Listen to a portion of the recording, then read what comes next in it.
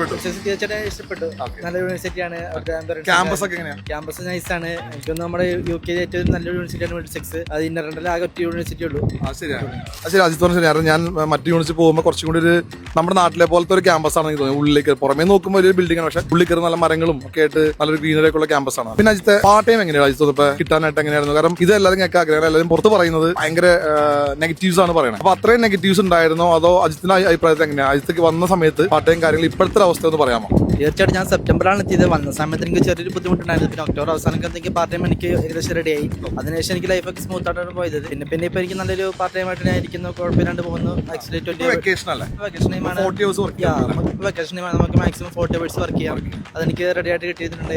അതുകൊണ്ട് അടിപൊളിയാണ്. Part time കിട്ടുന്നവരെ കുറച്ച് ബുദ്ധിമുട്ടുണ്ടാവും. അതിനുശേഷം നമ്മുടെ ലൈഫ് അടിപൊളിയായിട്ട് നമ്മൾ വിചാരിക്കുന്നത് സൂപ്പറാണ്.